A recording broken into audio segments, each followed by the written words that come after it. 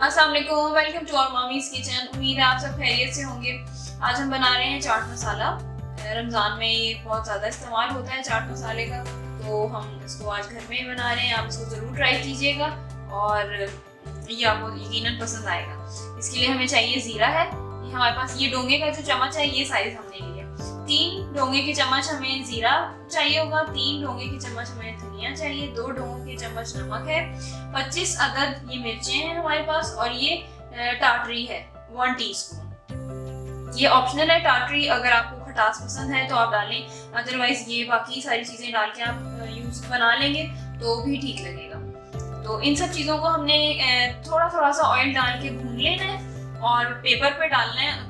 एक एक करके भूनते जाना है और पेपर पे डालते जाना है, इकट्ठा नहीं सबको भूनना। और फिर उसके बाद ज़रा सा वो ठंडा हो जाए तो फिर उसको हमने ग्राइंडर में ग्राइंड कर लेना। तो चलें चल के बनाते हैं चाट मसाला। थोड़ा थोड़ा सा ऑयल डाल के हमने ज़ीरा, धनिया और लाल मिर्चों को भून लिया है। अब हम इनको थोड़ा सा ठंडा करेंगे और फिर उसके बाद इनको ग्राइंडर में ग्राइंड कर लेंगे और साथ में नमक और टाटरी मिक्स करके चाट मसाला रेडी कर लेंगे। तो चल के बनाते हैं चाट मसाला।